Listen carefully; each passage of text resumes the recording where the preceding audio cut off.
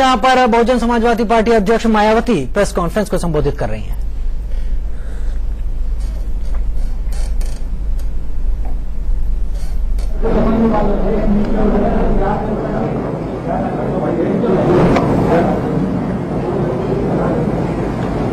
Media बंधुओं,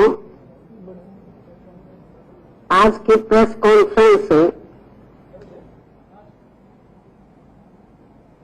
मैंने खासकर उत्तर प्रदेश की जनता को उनके हितों में बीजेपी व सपा के अंदरूनी मिले घिनौने हथकंडों व षड्यंत्रों आदि से सावधान करने के लिए बुलाई गई है। और इस संदर्भ में सबसे पहले मैं ये कहना चाहूंगी कि खासकर उत्तर प्रदेश में दलित वर्ग के लोग, जिनकी आबादी लगभग 25% है, तो अब यहाँ कुछ ही महीनों के अंदर विधानसभा के होने वाले आम चुनाव में इन वर्गों के वोटों में सेंध लगाने के लिए विशेषकर बीजेपी व प्रधानमंत्री श्री नरेंद्र मोदी ने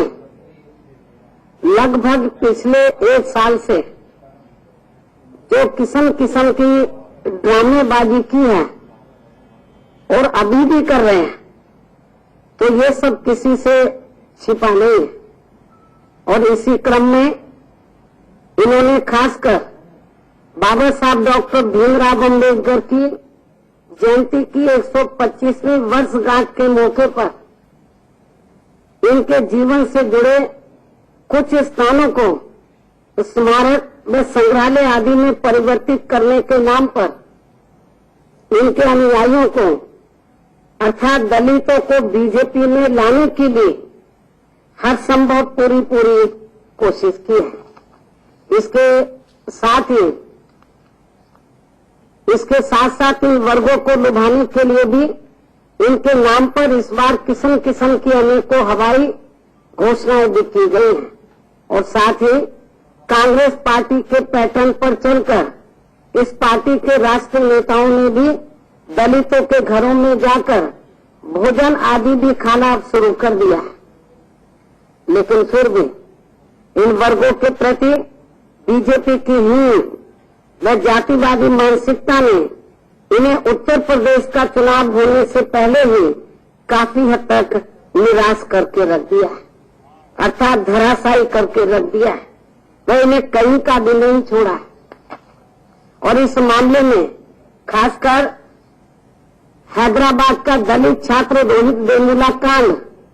व अभी हाल ही में भाजपा शासित गुजरात राज्य में हुए ओना दलित कांड ने तो अब इनको काफी बुरी तरह से हिलाकर रख दिया है, जिस पर से विशेष तौर से उत्तर प्रदेश के दलितों का ध्यान हटाने के लिए इन्होंने एक षड्यंत्र के तहत ही अपनी पार्टी के एक वरिष्ठ पदाधिकारी द्वारा जानबूझकर बीएसपी की एक महिला राष्ट्रीय अध्यक्ष के बारे में अभद्र, अमर्यादित, शर्मनाक व अति आपत्तिजनक भाषा का इस्तेमाल करा के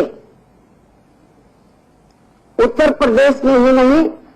बल्कि पूरे देश के दलितों को भी अपने खिलाफ करने के साथ साथ उन्हें काफी हद तक अब बीएसपी के साथ मिलाकर खड़ा कर दिया, जिसको लेकर अब ये लोग काफी ज्यादा परेशान व चिंतित भी हैं। और इस संबंध में अब मैं कुछ जरूरी बातें आप लोगों के सामने रखूं, लेकिन इससे पहले मैं श्री नरेंद्र मोदी के गुजरात बीजेपी शासित राज्य में अभी हाल ही में हुए ऊना दलित कांड के बारे में वहां के लोगों के मुताबिक ये कहना चाहूंगी कि इस कांड में खासकर बीजेपी व आरएसएस आदि से जुड़े कुछ असामाजिक व दलित विरोधी तत्वों ने पुलिस व प्रशासन के छत्र छाया में गौ रक्षा के नाम पर वे इसकी आड़ में वहां चरमकारी का कार्य कर रहे कई दलित युवकों को अर्धनग्न करके या फिर उनको भरे बाजार में लाकर उन्हें जिस प्रकार से अमानवीय तरीके से पीटा गया है, बर्बरता वे अमानवीय तरीके से पीटा गया है, वे अति शर्मनाक व अति निंदनीय भी है। जबकि इस घटना को पहले बीजेपी व कांग्रेस पार्टी के नेताओं ने अंदर अंदर आपस में मिलकर इसे दबाने की भी पूरी कोशिश की है, किंतु ये मामला मीडिया व चैनल आदि में उजागर होने की वजह से फिर ये लोग इसे आसानी से दबा नहीं पाए। और इतना ही नहीं बल्कि बीएसपी द्वारा इस मामले को पहले मीडिया में ले जाने या फिर इसे संसद के शुरू होते ही पहले ही दिन काफी जोरदार तरीके से उठाने के कारण फिर केंद्र व गुजरात में बीजेपी सरकार की और खासकर श्री नरेंद्र मोदी की काफी ज्यादा फजीयत भी हुई है, किरकिरी हुई है। अर्थात बीजेपी अपने इस हुए नुकसान को बिल्कुल भी अब पचा नहीं पा रही है। अर्थात गुजरात में जहां से प्रधानमंत्री खुद आते हैं और जहां बीजेपी की अपनी खुद की सरकार है, तो वहां दलितों के प्रति जिस तरह का घिनौना कार्य शासन में प्रशासन की शह पर और वहां के पुलिस अधिकारियों के सामने खुलकर किया गया है, तो उसका जबरदस्त विरोध मैंने संसद में और संसद के बाहर भी काफी पुरजोर तरीके से किया है। और जिसकी वजह से ही फिर पूरे देश में दलित समाज काफी हद तक एकजुट हुआ है और फिर इन्होंने खुलकर वे सामने आकर तथा निडर होकर अपनी बात रखने का साहस भी किया है, जिसकी वजह से अब पूरे देश में बीजेपी का असली दलित विरोधी चेहरा सामने आ गया है। इसके साथ ही दुख इस बात का भी है कि श्री नरेंद्र मोदी ने इस घटना के विरोध में अभी तक भी एक लफ्ज नहीं बोला है। हालांकि मैं गुजरात स्टेट में तो उस घटना स्थल पर जाना चाहती थी, लेकिन इससे पहले ही बीजेपी व इनके राष्ट्रीय नेताओं ने एक सोची समझी साजिश के तहत ही खास तौर से उत्तर प्रदेश के दलितों का इस अति दुखद घटना से ध्यान हटाने के लिए इन्होंने इनकी आस्था व स्वाभिमान के खास प्रतीक के विरुद्ध यहाँ प्रदेश के अपनी पार्टी के ये उपाध्यक्ष दयाशंकर सिंह से अति घृणित भाषा का जानबूझकर राजनीतिक तौर पर इस्तेमाल करवाया है, जो इनको अब उल्टा पड़ गया है, जिससे बाहर निकलने के लिए अब बीजेपी व इनके नेताओं ने एक षड्यंत्र के तहत ही बीएसपी व इनके प्रमुख नेताओं की खासकर महिलाओं के प्रति जो उनकी छवि को धूमिल करने की घिनौनी हरकत की है, वह भी किसी से छिपी नहीं है। और ये सब इन्होंने एक सोची समझी राजनीतिक साजिश के तहत ही किया है। और इतना ही नहीं बल्कि यहाँ बीजेपी व इनके नेताओं के उत्तर प्रदेश में सपा के साथ अपने मधुर रिश्तों के चलते व उनके सहयोग से बीएसपी के खिलाफ जबरदस्ती गलत कार्य करा के अब इनके द्वारा इस प्रकरण की आड़ में बीएसपी का ध्यान यहाँ उत्तर प्रदेश में होने वाले विधानसभा चुनाव से हटाने के लिए भी एक षड्यंत्र के तहत ही किया जा रहा है। और इस बात का पुख्ता सबूत यह है कि बीजेपी के दबाव में आकर सपा सरकार ने दयाशंकर सिंह को दिए गए 36 घंटों से भी ज्यादा समय बीत जाने के बावजूद भी इनको अभी तक भी गिरफ्तार नहीं किया है। इसके साथ ही बीजेपी की शह पर ही सपा सरकार ने बीएसपी की राष्ट्रीय अध्यक्ष के खिलाफ इस प्रकरण में जानबूझकर दयाशंकर सिंह की मां की तरफ से जो शिकायत की गई है, तो उसमें मेरे द्वारा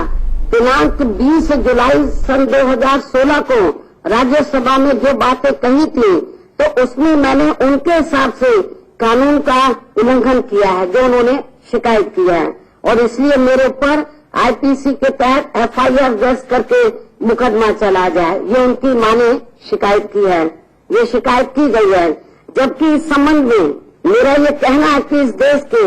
हर पुलिस अधिकारी को ये मालूम होना चाहिए कि संविधान के अनुच्छेद 105 में ये स्पष्ट प्रावधान है कि हर सांसद को अपनी हर बात को संसद में रखने की पूरी आजादी है। और इतना ही नहीं, बल्कि संविधान की इसी धारा 105 के अनुच्छेद 2 में ये भी स्पष्ट कर दिया गया है कि संसद में किसी भी सदस्य द्वारा कही गई किसी बात के संबंध में उसके विरुद्ध किसी भी न्यायालय में कोई भी कार्रवाई नहीं की जा सकेगी। परंतु फिर भी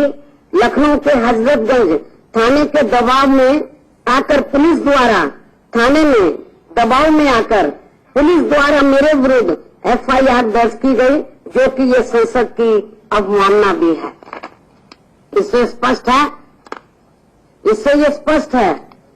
कि ये सब बीजेपी की अंदरूनी मिली भगत से ही सपा सरकार ने पुलिस कर्मियों पर जबरन दबाव बना के उनसे ये गैर जरूरी कार्य करवाया है, गलत कार्य करवाया है, जबकि दया शंकर सिंह को अभी तक भी गिरफ्तार नहीं किया गया है। मेरे साथ साथ हमारी पार्टी के कुछ प्रमुख पदाधिकारियों के खिलाफ भी सपा व बीजेपी की साजिश के तहत ही एक शिकायत और दर्ज करवा दी गई है, जिसके जवाब में अभी हाल ही में मीडिया के जरिए खासकर श्री नसीमुद्दीन सिद्दीकी ने स्पष्ट तौर से दया शंकर सिंह की मां शिकायतकर्ता को ये कहा है कि उनके बेटे दया शंकर सिंह ने